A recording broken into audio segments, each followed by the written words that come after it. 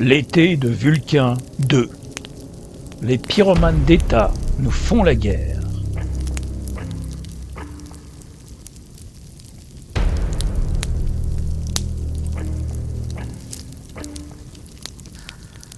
Celui qui contrôle le climat contrôle ce monde. Est-ce bien compris ou toujours pas?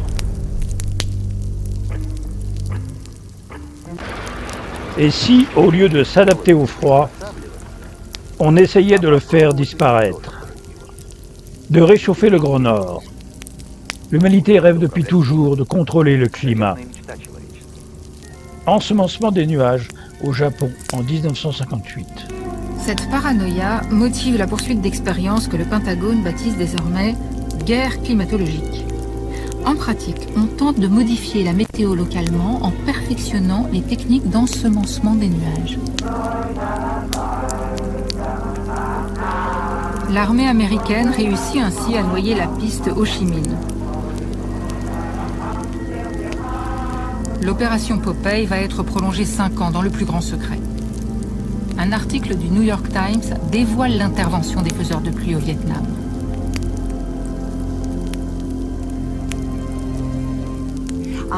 Pour être sûr que telle armée va manquer de vivres, on peut provoquer une sécheresse pour détruire les cultures. Si nos avions sont bloqués au sol par le brouillard, on dégage le ciel. Et si on veut immobiliser l'aviation ennemie, on noie leur aérodrome dans le brouillard. Et le plus fort, c'est que personne ne peut nous accuser. Ce n'est pas comme une arme nucléaire qui génère des radiations dont on peut retracer la provenance. Ici, personne ne peut rien prouver.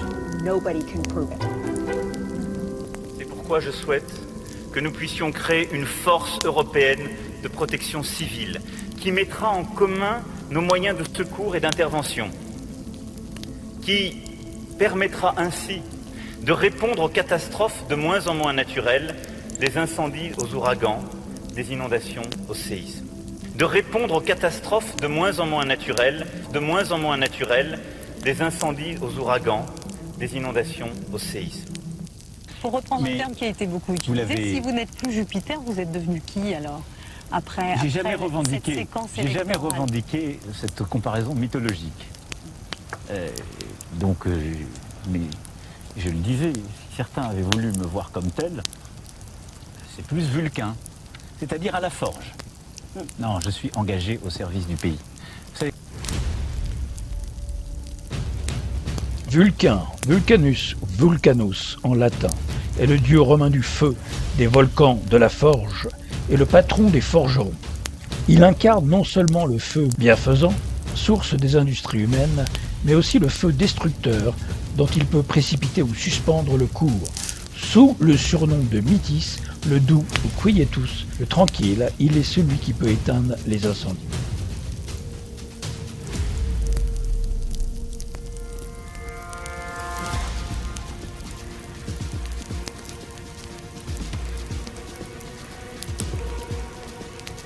On est dans une période où on refonde, on est en train de réinventer un modèle. C'est plus dur de le réinventer quand tout n'a pas été détruit. Klaus Schwab, le monstre nazi du WEF. Un nouveau monde pourrait émerger dont les contours nous appartiennent pour le réimaginer et le redessiner. Sous-entendu, tout détruire d'abord, tout faire cramer.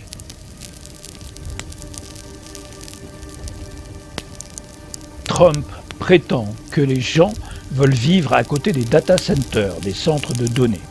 Il supplie d'en avoir, et franchement, ce sont des communautés intelligentes, parce que ça veut dire un nombre énorme d'emplois, très peu de vraies perturbations. Bordeaux Smart City, une métropole connectée, innovante et durable au service de ses citoyens. L'objectif 2030. 2030, une métropole intelligente, durable et humaine, avec QR code. Gironde, un parc solaire géant, prévoit de remplacer 700 hectares de forêt. 42 000 hectares brûlés en Gironde, une surface inédite depuis 1949.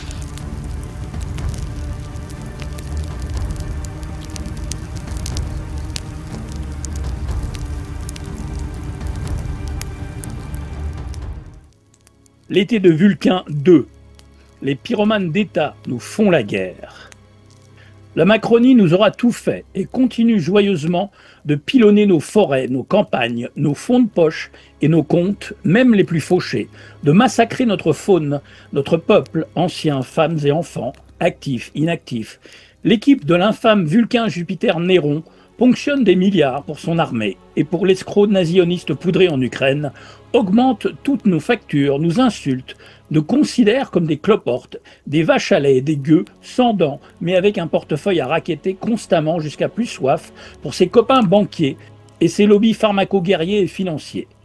Le nouveau Néron au nez poudré de sa ligne blanche de perlimpinpin détruit systématiquement des zones ciblées de nos territoires et nos forêts, en prétextant des canicules auto-fécondées et leur précieux réchauffement tantôt rebaptisé dérèglement climatique au gré du vent et de leur narratif de propagande ajustable en permanence, que ces artificiers du climat et ces barbouzes pyromanes terrain, pompiers, membres de la liste d'Edouard Fantomas, Enedis, drones militaires incendiaires, armes à énergie dirigée, lasers et bien plus, s'efforcent de coller sur le dos du soleil qui tape toujours plus fort sous leur dôme de chaleur d'été amplifié au moment clé ou sur des mégots et barbecues sauvages.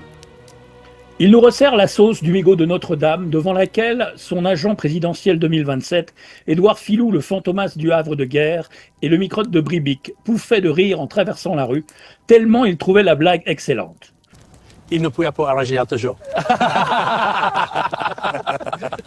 Là aussi, ils ont lancé juste après une cagnotte avec leurs fameux mécènes et des donateurs naïfs. Plus de 350 000 donateurs pour récolter 843 millions d'euros collectés afin de rénover une cathédrale aux poutres imputrescibles de chêne de 400 ans, visiblement fragile, devant un briquet géant qui s'identifiait officiellement à une petite allumette, pour finalement organiser leur rituel et cérémonie occulte d'inauguration entre pourritiques et frères Latruelle, qui visiblement s'entendent à merveille avec la nouvelle paroisse en toge jésuite du rectum archipêtre de la cathédrale et l'archevêque de Paname. L'Église et les religions ont toujours travaillé main dans la main et la main dans la poche, avec les pouvoirs psychopathiques en place, même si certaines mouvances ont lutté pour conserver leur domination, et parfois s'entretuer, tout en torturant leurs ouailles, leurs adeptes ou leurs infidèles.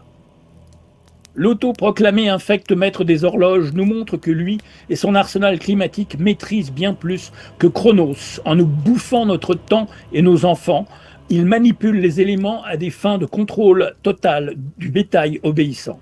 Le feu et l'eau que ces acolytes mondialistes veulent nous faire payer. Bientôt ce sera l'oxygène et l'air pur et filtré qu'on respire, sans oublier les masques FFP2 qu'il tentera de nous coller sur la face.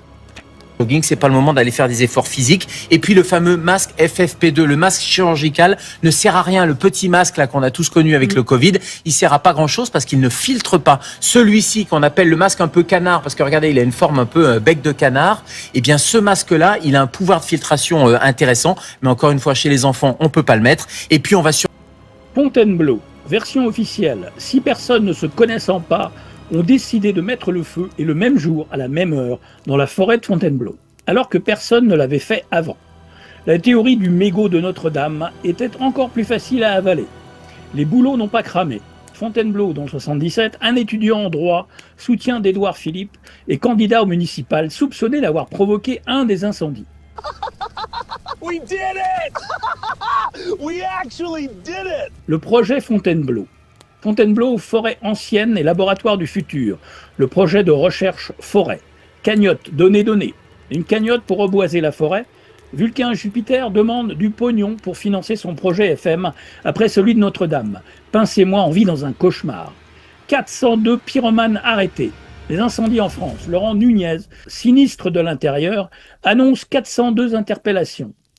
Il fait un point de situation sur les incendies. C'est fou ce réchauffement climatique à 2 vitesses. LCI nie que ce soit d'origine criminelle, c'est forcément le réchauffement avec tous ces pyromanes.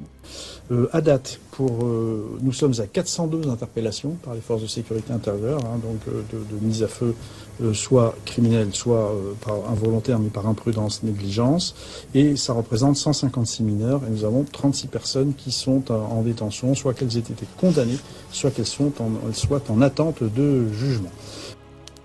Il dispose officiellement des moyens de contrôler la météo depuis plus d'un siècle. Des budgets illimités sont alloués aux centres de données.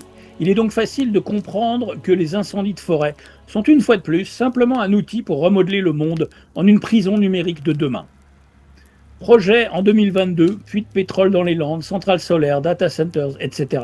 Déjà à l'époque, leur stratégie est tellement grossière, l'aveuglement volontaire me fascinera toujours avec ses coquilles vides de sens et de bon sens. L'agenda 2030 n'est pas une simple coïncidence. Après Hawaï et Los Angeles, voici la Gironde. La preuve que même lorsqu'on brûle nos maisons sous faux drapeau d'un changement climatique imaginaire, les victimes restent crédules. À l'ère où l'on peut modifier le climat depuis plus de 100 ans, et donc faire pleuvoir sur commande, c'est dire à quel point c'est prémédité, mais surtout, cela prouve que ce genre de technologie n'est pas utilisé d'une façon bienveillante. Canicule, tempête, feux de forêt, tremblements de terre, etc. Je citerai un passage de la chronique récente de mon ami Stéphane L'Émerveilleur, intitulée « Souffre-rance », publiée le 27 juillet. La souche pleure au sein des flammes, les animaux fuient, par peur, et la roche cristallise ses émotions sous l'ignition infernale, puisque le projet de ceux qui sèment le chaos pour que nous récoltions la tempête reste de nous voir courber l'échine jusqu'au dernier, manifestant alors notre soumission totale, un plein consentement qui produit ce nectar précieux, cette pouture maléfique destinée aux faux dieux dévorés par la vanité de leur toute-puissance, en proie à une transe bipolaire sans limite. Je tiens à ajouter que nous assistons à une catastrophe provoquée et un écocide de tout le vivant, faune et flore comprises, sans précédent en France. Les psychopathes doivent répondre de leurs crimes coûte que coûte, et ce n'est pas à nous de payer à leur place. Les retardants anti-incendie sont une arme à double tranchant, constituée principalement de phosphate d'ammonium, proche des engrais agricoles, et de plusieurs additifs chimiques. Ils permettent de freiner efficacement les flammes, mais lorsqu'ils atteignent les sols ou les cours d'eau, ils peuvent favoriser l'eutrophisation, perturber les écosystèmes et laisser une empreinte durable sur la biodiversité. C'est une stratégie détournée pour empoisonner la faune, les sols et les cours d'eau, bombarder et les rendre stériles. Exemple de la mauvaise foi et de la mauvaise volonté d'éteindre les feux. Témoignage d'un commandant de Canadair, Grégory Pratt. J'ai demandé des renforts aériens qui m'ont été refusés car aucun appareil n'était disponible pour cela. Il y a un immense problème de priorisation de l'argent des Français. En préférant dépolluer la Seine pour 3 épreuves olympiques, l'État a fait des choix qui ne peuvent qu'interroger. Citation de mon ami Alain Scholler. Cela fait partie de la fin de l'exécution de l'agenda 2030, visant à réduire drastiquement l'utilisation de carburants fossiles, à soumettre les peuples à un contrôle permanent et à réduire leur mobilité, à nous raccrocher encore un peu plus du modèle totalitaire chinois de gouvernance, à sidérer, à diviser et que sais-je encore. Ces informations essentielles sont occultées par tous les médias mainstream. La Chine a dévoilé un camion de pompiers capable de combattre les incendies de forêt avec des drones. Le véhicule embarque 10 drones capables de décoller en quelques secondes pour larguer des bombes d'eau directement sur les premiers foyers d'incendie. L'objectif est d'intervenir immédiatement là où les camions et les moyens aériens classiques mettent parfois de longues minutes à arriver. En cas de départ de feu, ces premières interventions peuvent faire toute la différence en limitant la propagation des flammes avant l'arrivée des équipes au sol. Ces informations confirment ma récente dénonciation, celle d'Alain Scholler, du refus des autorités publiques en France et ailleurs de focaliser les actions et les investissements destinés à éviter les grands incendies sur l'utilisation de technologies disponibles, drones et satellites, qui permettent de s'attaquer aux feux naissants avant qu'ils ne prennent de l'ampleur. Pour reconnaître le visage d'une personne et la tuer, satellites et drones sont disponibles depuis belle lurette. Mais pour détecter les feux naissants et intervenir, ça sera pour 2030, messieurs Klaus Schwab et Emmanuel Macron. Allez-vous encore accepter longtemps cette dictature orwellienne ? Désobéissance, on n'est pas des gamins. Si les gens veulent provoquer un départ de feu, ils le feront. 17 000 départs de feu cette année. Pour tous les autres, sauvez des vies, buvez votre café assis, signez votre auto-attestation et surtout restez chez vous par 40 degrés et crevez la bouche ouverte. Personne dans la nature pour signaler ces départs. C'est sûr que ça ira mieux puisqu'on fait tous confiance à notre gouvernement. Le système de vigie a été abandonné pour les feux. Pourquoi ? Le changement climatique a bon dos, et le pire c'est que ça marche. Incendie, la Terre se réchauffe. C'est normal, dixit la télé et les PNJ. C'est leur projet. détruire la France en premier, ensuite l'Europe, détruire les cultures et élevages pour affamer les populations, détruire la nature au cas où des petits malins trouveraient à y subsister. C'est une destruction savamment orchestrée par des marionnettes criminels psychopathes. Un sous-traitant d'Enedis à l'origine d'un départ de feu.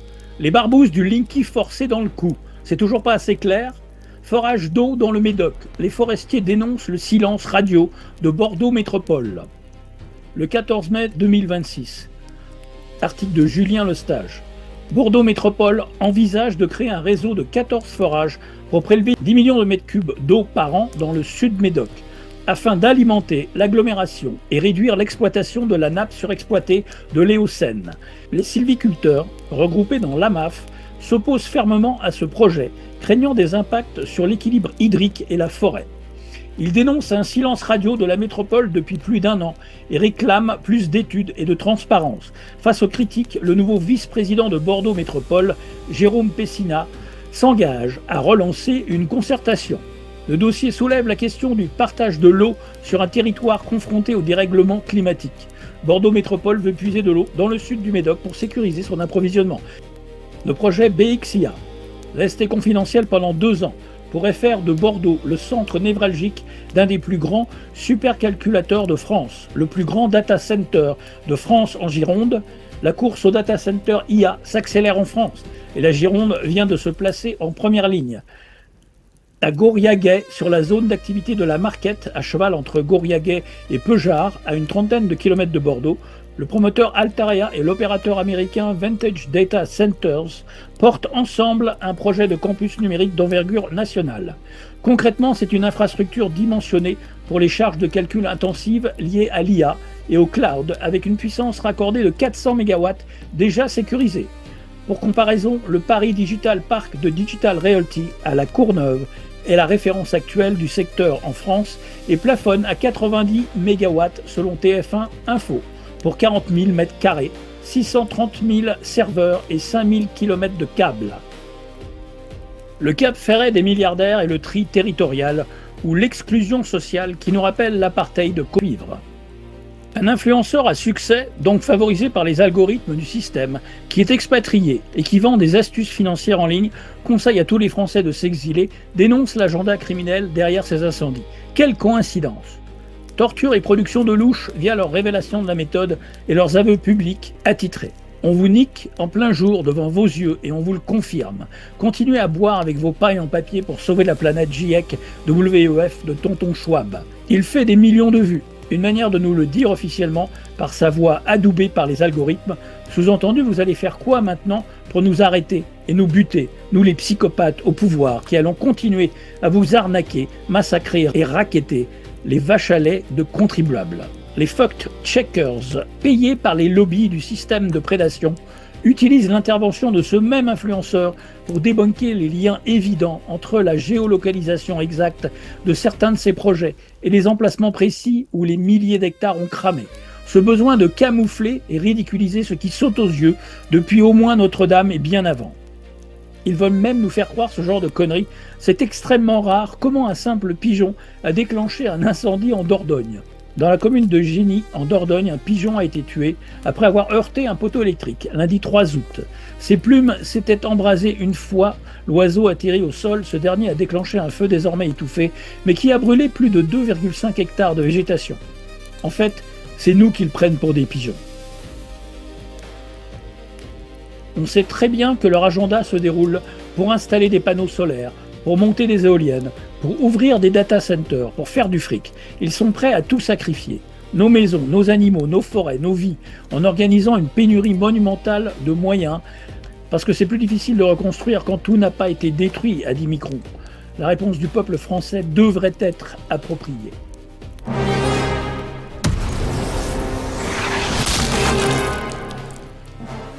Programmation prédictive bondesque et projet nazi d'époque. Ce film de James Bond montrait un miroir solaire qui faisait brûler des zones et était utilisé comme arme. Il s'agit de Meurs un autre jour, Die Another Day, le 20e film officiel de James Bond avec Pierce Brosnan. Dans ce film, l'arme s'appelle Icarus, Icar.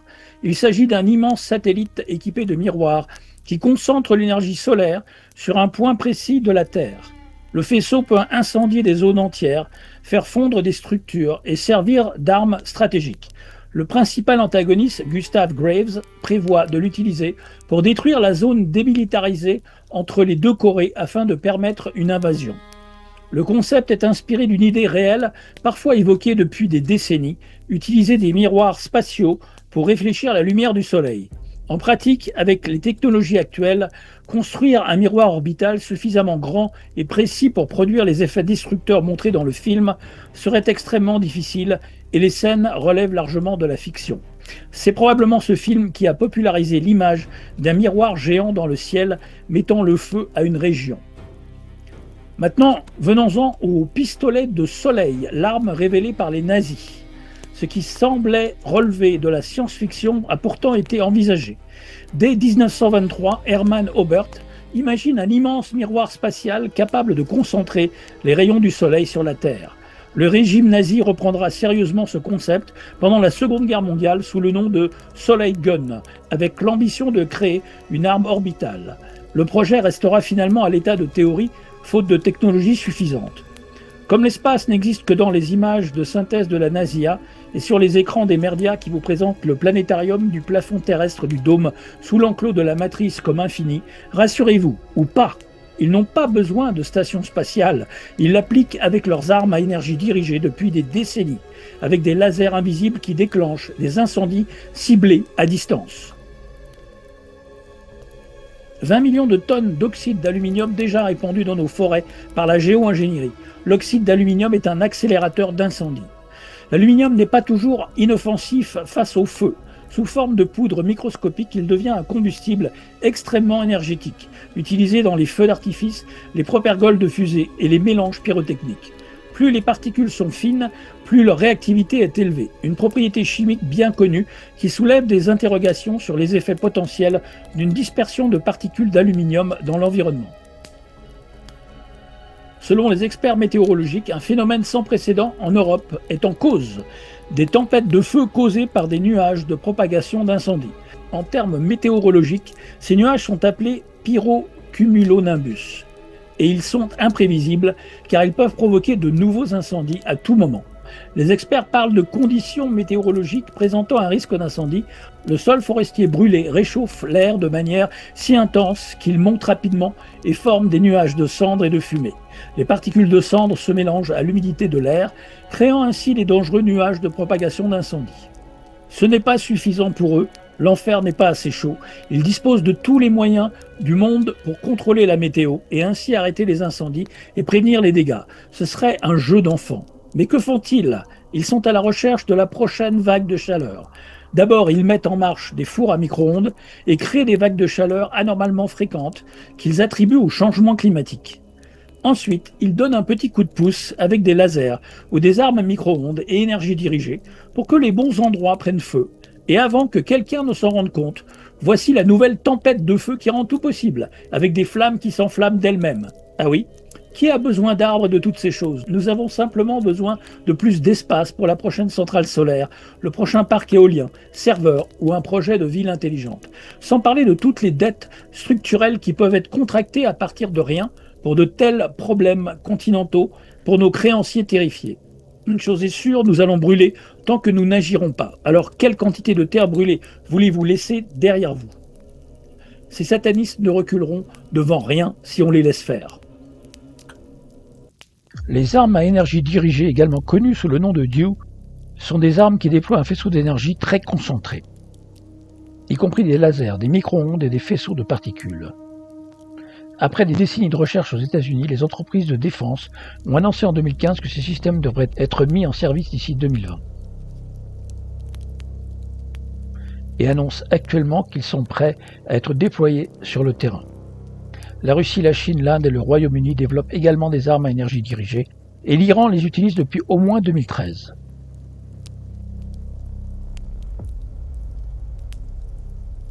En 2019, la Turquie était la première à déployer officiellement cette technologie au combat, en affirmant avoir abattu un drone de fabrication chinoise fourni à l'armée nationale libyenne. Le 16 septembre, le secrétaire à la Défense Mark Esper a annoncé que la Chine et la Russie avaient déjà équipé des satellites d'armes à énergie dirigée. Pendant ce temps, dans l'espace, Moscou et Pékin ont transformé une arène autrefois pacifique en un domaine de guerre.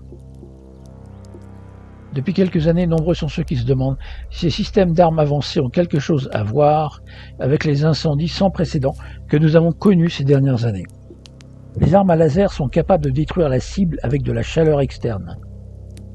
Quant aux armes à micro-ondes, elles sont conçues pour pénétrer la cible par des antennes et des capteurs externes et enflammer les composants électroniques internes, les détruisant de l'intérieur. Cela pourrait expliquer comment des milliers de maisons vont rapidement brûler dans leur propre empreinte, tandis que les arbres qui les entourent survivent. Et cela pourrait expliquer les nombreuses voitures que nous avons vues complètement détruites avec des températures suffisamment élevées pour liquéfier le verre et le métal. Michael Janich, animateur de la chaîne Dutch Sense sur YouTube, étudie l'activité sismique de la Terre depuis 10 ans. Ces dernières semaines, il a découvert des images satellites qui montrent une propagation en distance égale des incendies qui se sont tous déclarés dans les mêmes 4 heures. 4 heures. Nous avons ici et ici une propagation en distance égale des incendies. Qu'est-ce qui peut bien causer une telle propagation ? Eh bien, il n'y a que 2 choses, mère nature ou l'homme, n'est-ce pas ? Il n'y a pas de tempête dans la région, on ne peut pas accuser une tempête. Alors qu'est-ce qui pourrait causer la propagation d'incendies à distance égale ? Qu'est-ce que c'est à votre avis ? Un tiers de l'Idaho. Il a également découvert ce qui semble être un faisceau de lumière visible dans le spectre infrarouge comme un micro-ondes. Le 8 septembre, on peut voir un faisceau de lumière dirigé vers l'incendie d'Olan, en Californie. Le faisceau semble exciter la signature thermique de l'incendie alors qu'il est maintenu sur la cible pendant plus de 2 heures. Les armes à énergie dirigée. Ces armes, laser, micro-ondes, détruisent ou neutralisent des cibles sans nécessité de projectiles. Avantage, rapidité, puissance, utilisation continue. Inconvénient, sensible aux conditions météo, dispersion du faisceau, vulnérabilité au blindage électromagnétique. Projet en cours, Flamme et Blumlaz, France. Peresvet en Russie, Miracle aux États-Unis, projet en Chine et en Inde. Alerte incendie, les feux de 2026 en France, des catastrophes naturelles ou des crimes organisés. Un constat accablant, des témoignages glaçants et des questions qui dérangent les puissants. Les incendies de juillet 2026 à Fontainebleau, en Gironde, dans les Landes, le Var et la Corse ne sont pas des accidents. Les observations de terrain, récupérées par des pompiers, des scientifiques indépendants et des habitants, révèlent des schémas de propagation anormaux impossibles à expliquer par la sécheresse ou la négligence humaine. Des départs de feu sans cause identifiable. Des foyers apparaissent simultanément en plusieurs points sans cause identifiable, comme à Somos, Lège-Cap-Ferret, Biscarrosse ou Marche-Prime, où des flammes jaillissent du sol sans vent ni source de chaleur visible. Un pompier du SDIS 33 a confirmé. On a vu des flammes surgir, comme si quelque chose les avait allumées de l'intérieur. Pas de vent, pas de traces visibles, juste une chaleur soudaine et localisée. Des fronts de feu géométriques, des zones brûlées en cercle parfait ou en ligne droite ont été filmées par des drones amateurs comme tracés au scalpel, avec des bandes de végétation intactes entre les fronts de feu. Malgré les largages massifs d'eau, certains feux reprennent vie en quelques minutes, comme alimentés par une source de chaleur persistante. À Biscarrosse, un pompier a décrit « Le feu a progressé en ligne droite sur 500 mètres, comme si un mur de chaleur avançait. Normalement, un incendie suit le vent, la pente, la végétation. Des reprises de feu inexplicables. Malgré les largages massifs d'eau et de retardants par des Canadair A400M et hélicoptères, certains feux reprennent vie en quelques minutes, comme si une source de chaleur persistante les alimentait. On a arrosé une zone pendant 2 heures. 1 heure après, les braises reprenaient, comme si on n'avait rien fait. Pompiers du SDIS 33.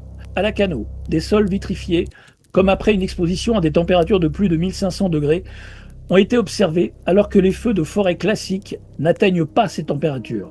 C'est comme si on avait utilisé un chalumeau géant, a déclaré un expert en pyrométallurgie. Plusieurs témoignages, dont ceux de pompiers de Marche-Prime, décrivent des flammes bleutées ou blanchâtres, typiques d'une combustion à très haute température, comme celle générée par des lasers ou des micro-ondes. On a vu des flammes bleues, comme un chalumeau oxyacéthylénique. dans un feu de forêt, c'est du jamais vu, pompiers du SDIS 33. Un détail troublant et systématique. Alors que tout brûle autour, les piscines restent intactes, leur structure préservée, comme si le feu avait contourné ces zones avec une précision chirurgicale. Ce phénomène a déjà été documenté lors des incendies de Maui à Hawaï en 2023 et au Texas en 2024, où des maisons réduites en cendres côtoyaient des piscines ou des voitures parfaitement intactes. C'est comme si le feu choisissait ce qu'il brûle, avait témoigné un pompier de Maui. Des arbres explosés de l'intérieur ont été retrouvés intacts en apparence, mais calcinés à cœur. Un bûcheron local à Lèche-Cap-Ferret a expliqué. On a coupé un tronc, l'écorce était à peine noircie, mais le cœur était réduit en cendres. C'est physiquement impossible avec un feu de forêt classique. Animaux carbonisés sur place, sans trace de fuite. Des chevreuils sangliers ont été retrouvés morts carbonisés mais toujours debout, comme s'ils avaient été frappés par une chaleur instantanée et localisée. J'ai vu un cerf brûler vif, les pattes encore en position de course, il n'avait pas eu le temps de fuir. C'était comme s'il avait été frappé par un éclair invisible, a dit un bénévole à Lenton. Des vétérinaires ont confirmé que certaines brûlures internes ne correspondaient à aucun phénomène naturel connu. Des ordres incompréhensibles de l'État. Pourquoi refuser l'aide ? Le gouvernement français refuse l'aide des civils et des pays étrangers sous prétexte que la situation est sous contrôle. Le plan déclassifié de l'armée de l'air américaine datant de 1996 visant à faire du climat une arme de guerre d'ici 2025. Vous êtes-vous déjà demandé si quelqu'un pouvait réellement contrôler la pluie, le brouillard, voire la foudre ? Cette étude déclassifiée de l'armée de l'air, Weather as a Force Multiplier, Owning the Weather in 2025, le climat comme multiplicateur de force, maîtriser le climat en 2025, exposait tout cela. Ce n'est pas une théorie du complot, ce n'est pas de la science-fiction, il s'agit d'un véritable document de planification stratégique datant de 1996. Voici exactement ce qu'il proposait. Contexte rapide, rédigé par des officiers de l'armée de l'air dans le cadre d'un projet à long terme intitulé Air Force 2025. L'objectif, faire du temps un outil militaire contrôlable, au même titre que les chars ou les drones, pour aider les forces armées et mettre des bâtons dans les roues de l'ennemi. Les 5 armes météorologiques. 1. La pluie à la demande, ouragan puissant. 2. Contrôle du brouillard et des nuages. 3. Amplification des orages et de la foudre, même diriger la foudre vers des cibles choisies. 4. Domination de la météo spatiale, chauffer la haute atmosphère pour créer des miroirs qui brouillent les radars, les GPS et les communications ennemies. 5. Les nano-nuages intelligents, de minuscules particules auto-organisées qui forment de faux nuages, bloquent les capteurs et créent un climat virtuel pour tromper l'ennemi. Tout cela serait géré par un futur réseau météorologique mondial, des superordinateurs et des capteurs permettant de prévoir et de modifier l'atmosphère en temps réel.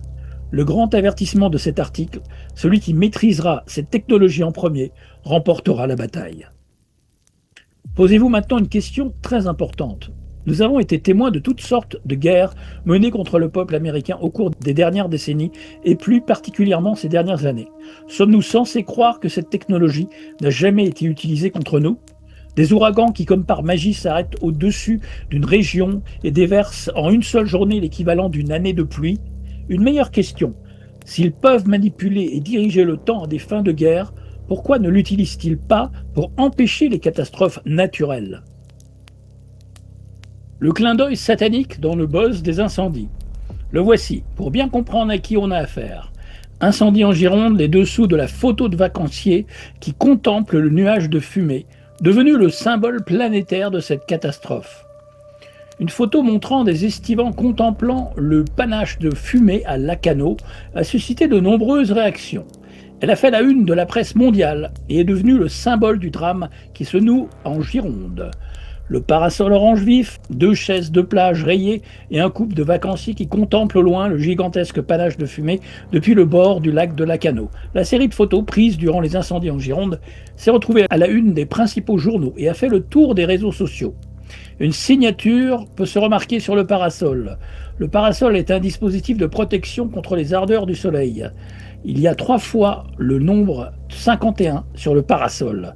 3 fois 51 sur le parasol. 5 plus 1 égale 6. Fois 3 égale 666. Voilà, on l'a. Le petit clin d'œil satanique. La psyop des pompiers ukrainiens. Campagne de com indécente pour la simple provocation. C'est une belle campagne de com pro-Zelensky, en fait commanditée par Macron et ses sbires de l'UE. Je ne vois pas autant de pubs pour les autres pompiers des autres pays. On n'a pas versé 15 milliards d'aides militaires à ces pays non plus. Ils sont arrivés après la bataille pour les photoshoots. Cette insistance médiatique et l'instrumentalisation des pompiers ukrainiens sur les réseaux par rapport aux autres est juste insupportable, vu qu'ils sont arrivés la plupart à la fin de la bataille ou après, et que c'est une opération politique et psychologique. Ça n'a rien à voir avec leur origine, mais avec l'équilibre avec les autres pompiers étrangers qui ne bénéficient pas de toute cette publicité autour de leur origine. Tout ceci ne justifie pas de nous piquer des milliards pour blanchir cet argent ou permettre à ce poudré nazi de Zizinski, Pianobit, de s'acheter des dachas. Le respect fonctionne dans les deux sens, mutuellement. C'est pas parce que t'es pompier qu'on a le droit de se la fermer au nom du sacro-saint respect. Y a-t-il autant de com pour les pompiers venus d'Australie, de Lituanie, du Portugal, de Croatie, de Suisse ou d'Allemagne? Non. Et pour cause. Des psychopathes de la Macronie qui ont refusé des financements pour des Canadaires au profit des néo-nazis en guerre de l'Ukraine et de l'UE ne peuvent pas exploiter leur statut en guerre à arroser de fric piqué aux contribuables, donc plus méritants que tous les autres. Continuons à leur envoyer du pognon, ils s'apprêtent à décerner le prix Nobel de la paix à Zizinski. Les cons, ça hausse tout. Moi aussi, je peux faire de la com comme les pompiers du Pianobit ukrainien. Nettement plus spectaculaire, n'est-ce pas? On y croit, hein? Méga ferme un saumon. Le projet contesté est autorisé par la préfecture de Gironde. En tout cas, c'est pas Sophie Broca, l'inénarrable préfète de la région Nouvelle-Aquitaine et accessoirement écrivain de bouquins de fesses, qui va améliorer l'image des préfets qui, depuis leur collaboration sans borne de la dictature nazitaire pendant le Coco, et les agriculteurs et bénévoles voulant aider refoulés, nous offrent un véritable festival. Un des objectifs même plus cachés au-delà des projets et des cagnottes récoltées, c'est de créer le contexte et les prétextes pour que leur raquette d'État et transnationale continue. Ils fabriquent des crises pour continuer à nous plumer pire que jamais. La canicule coûte 240 milliards à la France. Quand les milliards deviennent un argument politique, le citoyen a le devoir de poser les vraies questions. Comment ces chiffres sont-ils calculés? Qui les produit? Qui en profite? Et pourquoi la solution proposée consiste-t-elle presque toujours à demander davantage d'argent aux contribuables? Des milliards annoncés, des milliards réclamés. Les citoyens sommés de payer. Avant de signer le chèque, exigeons les preuves.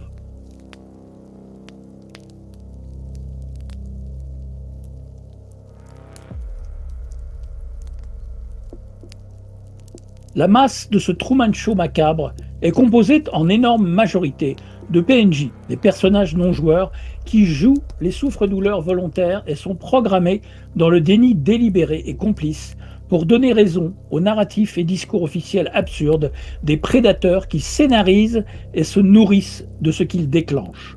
Ça va être difficile de soulever quiconque en nombre et de façon coordonnée. Tout mouvement avec des symboles, des couleurs et des meneurs bien formés pour guider et canaliser les foules seront déjà infiltrés à la base pour asseoir leur agenda. Malheureusement, les élites parasites et leurs centaines de milliers de membres francs-mac de leur loge dans le monde ne sont pas les seuls à maintenir l'illusion permanente et en boucle. Ce sont ces plus de 80-85%, chiffre très optimiste, de PNJ lobotomisés, ces acteurs de crise du Truman Show, qui n'accepteront jamais qu'on brise leur hypnose. Quelles sont les solutions? Que pouvons-nous faire, nous les peuples opprimés par la prédation, qui fait tout cramer pour mettre en scène ces rituels, nous pomper de l'énergie, installer ces data centers pour nous fliquer, ces éoliennes et panneaux solaires entre autres, et veut instaurer l'identité numérique et le crédit social façon apartheid et exclusion sociale façon Covid. Pas de QR code, pas de vax, pas d'hôpital sauf urgence, pas d'obsèques non limitées, pas de travail, pas de restaurant, pas de bar, pas d'accès au voyage, etc. Quelle solution pour repousser ou freiner ces psychopathes? Si l'on se place dans la perspective de citoyens qui estiment que des gouvernements ou de grandes entreprises prennent des mesures portant atteinte aux libertés publiques, identité numérique, surveillance, reconnaissance faciale, crédit social, etc., il existe effectivement des moyens de résistance qui ont déjà été employés dans différents pays. Certains sont très efficaces, sans impliquer de violence. Vu l'état du monde aujourd'hui, je doute sincèrement de leur efficacité dans les situations extrêmes suivant un agenda 2030 occulte, maçonnique, concerté avec tous les dirigeants des pays membres du WEF qui s'en prennent violemment à tous les contestataires. Je les cite quand même pour exemple. Construire des alternatives, boycott économique ciblé, désobéissance civile non violente, recours juridique, information et débat, vie privée numérique, engagement politique, résilience locale, soutien aux lanceurs d'alerte, patience stratégique. Les scénarios de confrontation directe, de sabotage, d'attaque contre les infrastructures ou d'actions clandestines ont souvent eu des effets contre-productifs. Ils ont servi de justification à un durcissement de l'État, à une surveillance accrue et à une perte de soutien d'une partie de la population. Si l'on raisonne de manière stratégique, le facteur qui fait officiellement le plus souvent céder un pouvoir n'est pas la violence en elle-même, mais la perte de coopération de larges pans de la société. Sauf que, quand plus de 85% de la société est composée de PNJ lobotomisés, au service du discours officiel, au détriment de leur propre santé, intégrité physique ou survie et la survie de leurs proches, aucun de ces arguments ne tient debout pour ce qui s'en vient.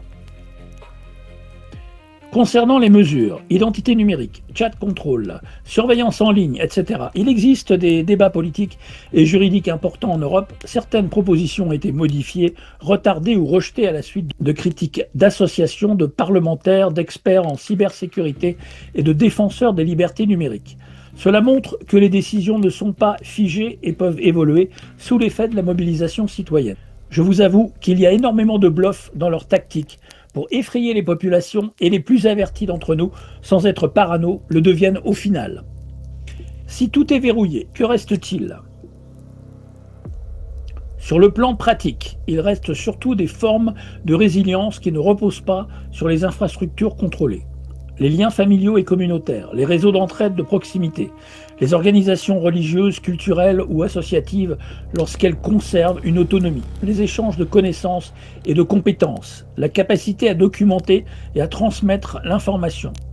Si l'on cherche des moyens de contourner un contrôle total, de neutraliser un tel système ou de proposer des stratégies d'affrontement pour le faire tomber plus rapidement, on est dans une impasse dans cette matrice et ce démonde inversé.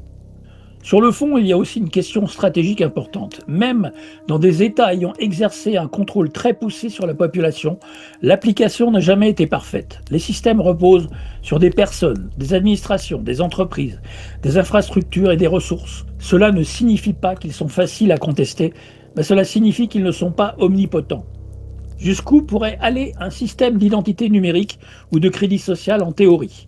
Quels seraient les leviers techniques, les limites réelles, les vulnérabilités institutionnelles et les garde-fous possibles, sans entrer dans des méthodes pour nuire ou contourner illégalement un tel système ? Il est factuel que des systèmes d'identité numérique sont en cours de déploiement ou d'expérimentation dans plusieurs pays, y compris au sein de l'Union européenne. Des technologies de reconnaissance faciale sont utilisées dans certains contextes et font l'objet de débats et de réglementations. Des propositions comme Chat Control ont suscité une forte opposition de la part d'associations de défense des libertés numériques, d'experts en cybersécurité et de certains parlementaires. La pandémie de papier Covid-19 a conduit dans de nombreux pays à des restrictions abusives impunies, passes nasitaires, restrictions de déplacement, limitation d'accès à certains lieux, etc., qui restent pour beaucoup un précédent marquant, bien dégueulasse, qui a ouvert la voie au syndrome de l'open bar, où tous les abus de pouvoir sont permis chez nos pourritiques, la spirale infernale qu'on voit déferler depuis 2020. Ils ne se cachent plus, ils restent en place, nous raquettent encore plus et nous déballent même leurs horreurs sans aucune crainte d'être condamnés comme la liste d'Epstein. Les événements des dernières années constituent déjà les prémices d'un système de contrôle plus large. Voici un exemple de manifeste qu'on pourrait utiliser. Le manifeste dira reprendre notre souveraineté citoyenne et surtout d'humains véritables et conscients. Nous constatons une concentration croissante des pouvoirs politiques, économiques, financiers, technologiques et médiatiques et technocratiques. Nous estimons que cette concentration réduit progressivement les libertés individuelles, affaiblit le contrôle démocratique, favorise les conflits d'intérêts et éloigne les centres de décision des citoyens. Nous refusons que la peur, la surveillance permanente ou la dépendance technologique deviennent le fondement de nos sociétés. Notre objectif n'est pas de remplacer une domination par une autre. Notre objectif est de rendre le pouvoir à ceux qui le financent. Les citoyens conscients du détournement de leurs impôts et la corruption aberrante qui gangrène ce monde. Nous refusons la corruption, les conflits d'intérêts, les monopoles, la surveillance généralisée, la confiscation des libertés fondamentales, toute impunité quel que soit le rang social ou politique.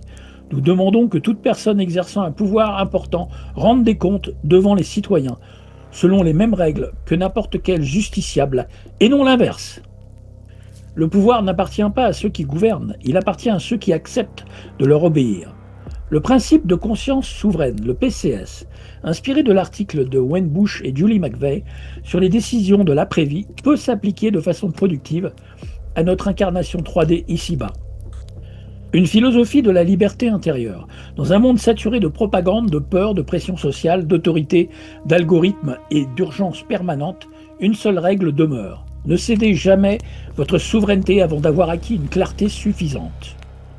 Premier principe, toute autorité doit mériter votre confiance, jamais l'inverse. Deuxième principe, le consentement n'est valable que lorsqu'il est libre, éclairé, réversible, obtenu sans contrainte. S'il manque un seul de ces critères, ce n'est plus un consentement. Troisième principe, l'urgence est souvent l'ennemi du discernement. Toute personne qui exige une décision immédiate porte la charge de démontrer pourquoi cette urgence justifie l'abandon de votre liberté de choisir. Quatrième principe, la souveraineté précède toute croyance. Avant de croire un gouvernement, avant de croire un scientifique, avant de croire un journaliste, avant de croire un gourou, avant de croire un algorithme, avant même de croire votre propre peur, conservez votre capacité d'observer. Cinquième principe, le doute n'est pas une faiblesse. Le doute est un mécanisme de sécurité. Sixième principe, la vérité ne craint jamais le débat. Toute idée qui interdit les questions devient une idéologie. Septième principe, une conscience souveraine ne délègue jamais définitivement son discernement. Elle peut écouter, elle peut apprendre, elle peut coopérer, mais elle garde toujours la possibilité de dire non ou pas encore. Huitième principe, la liberté commence dans l'esprit. Un être capable de penser par lui-même reste difficile à manipuler. Neuvième principe, le pouvoir ne possède qu'une partie de votre vie.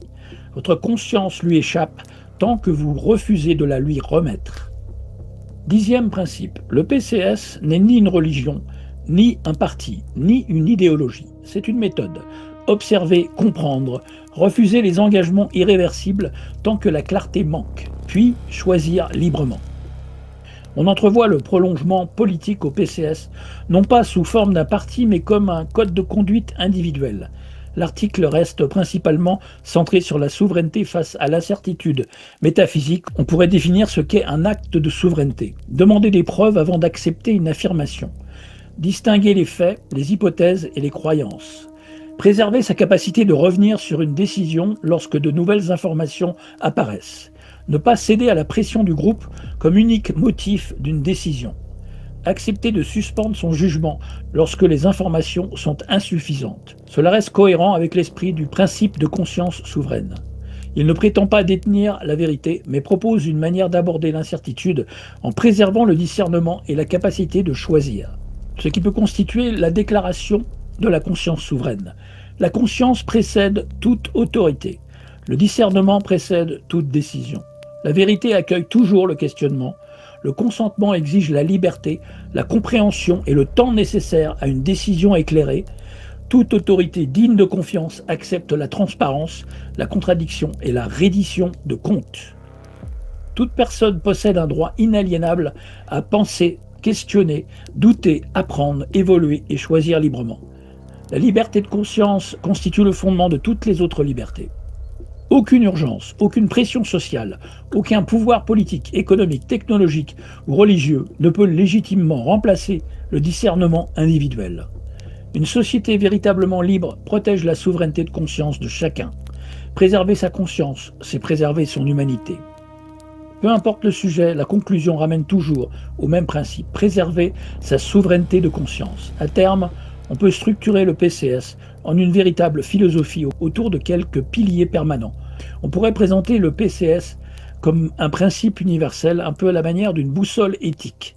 Cela le rend plus intemporel et plus difficile à enfermer dans une étiquette politique. Par exemple, Avant de consentir, je me demande, ai-je reçu une information suffisamment claire? Ai-je le droit de refuser? Puis-je revenir sur ma décision? Cette décision est-elle prise librement ou sous la peur, la pression ou l'urgence? Mon discernement est-il respecté? Si une réponse est non, le PCS inviterait à suspendre son consentement jusqu'à obtenir davantage de clarté. Et je garderai une phrase fondatrice, très simple, qui pourrait devenir la signature du PCS. La conscience est le premier territoire de la souveraineté. Celui qui abandonne son discernement abandonne sa liberté. Nous sommes à un moment charnière et à la croisée du tournant technocratique dystopique que prend notre monde. Il est primordial d'aller au-delà et transcender ce sentiment d'impuissance ou de déni pour se cacher de nos responsabilités. Notre perspective métaphysique de notre jeu de rôle de plus en plus chaotique et absurde dans ce Jumanji terrestre doit réellement guider notre chemin et notre conduite vers la grande vie, vers un état de conscience permanent qui, même au sein de ce scénario de prédation extrême collectif et individuel, nous permettra de conserver notre dignité et un semblant de souveraineté, un état intime d'humanité encore intouchable et un degré de conscience inaltérable dans cette vie-ci et pour l'après.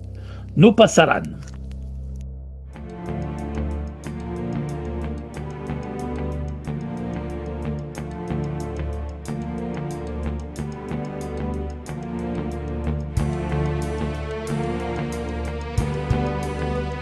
Tout le monde sait bien que modifier le climat est impossible.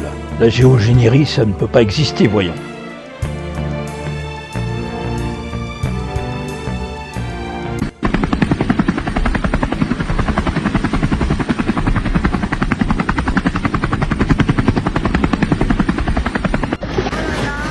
Un bruit assourdissant.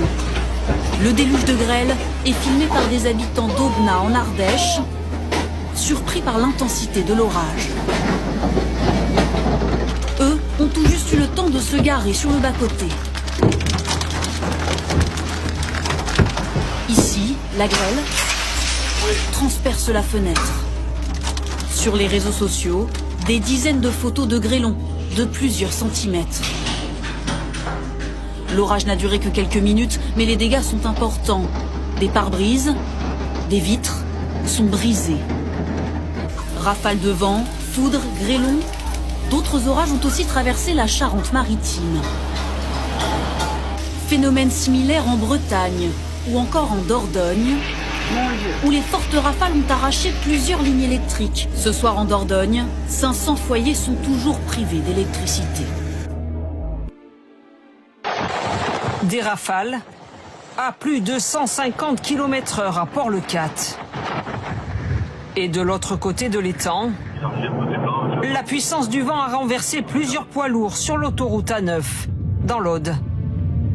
Des tonnes d'acier couchées sur le flanc, provoquant un énorme embouteillage.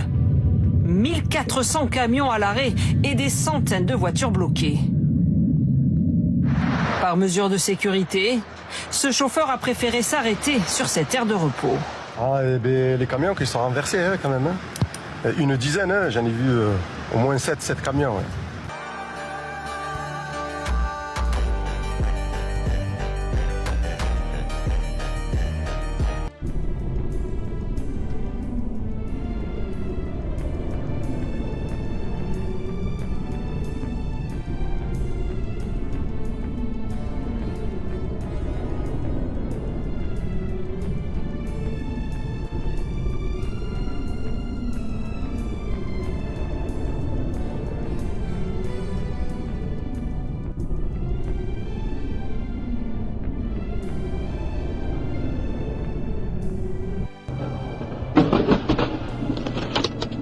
His thoughts on Grant. Video, Jimmy. You wanna come in?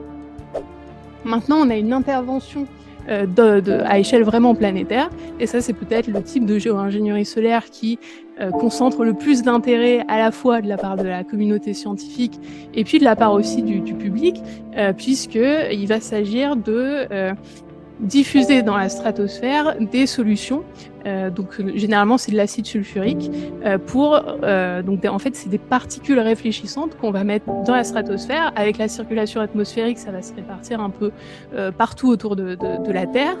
Et ces particules, elles ont encore une fois pour but de réfléchir une partie du rayonnement solaire, avec plein de risques qu'on va voir tout à l'heure, et des projets qui sont aujourd'hui en cours de modélisation de la part de la communauté scientifique. On n'a pas encore passé le stade de l'expérimentation, sauf 2 cas exceptionnels qui sont décriés par la communauté scientifique, et je parlerai notamment de l'entreprise Make Sunset. Alors pour le détail des projets qu'on a parcourus, vous pouvez aller voir la note, mais ce projet-là, il est vraiment notable parce qu'il s'agit d'une entreprise qui, tout à fait à l'encontre des principes de précaution qui sont appliqués par la communauté internationale, par la communauté scientifique, cette entreprise a commercialisé de manière complètement hâtive l'injection d'aérosols stratosphériques en commercialisant sur Internet ce que l'entreprise appelle des crédits de refroidissement. C'est-à-dire que vous pouvez, si vous le souhaitez, aller sur le site web de cette entreprise et acheter des crédits de refroidissement qui correspondent en fait à une quantité de solutions que eux vont aller mettre dans la stratosphère. Donc là, on est vraiment... Alors, la communauté scientifique est vraiment pas contente de ça, mais ça montre un peu toutes les dérives aussi commerciales qui peuvent être liées à ces techniques. Faire pleuvoir ou limiter les intempéries, ça ressemble un peu à un délire de savant fou, et pourtant, une technique est déjà utilisée, figurez-vous, surtout dans...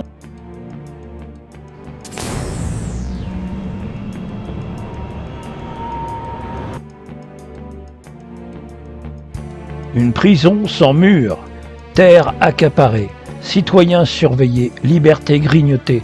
À force de leur donner le pouvoir, que nous restera-t-il ?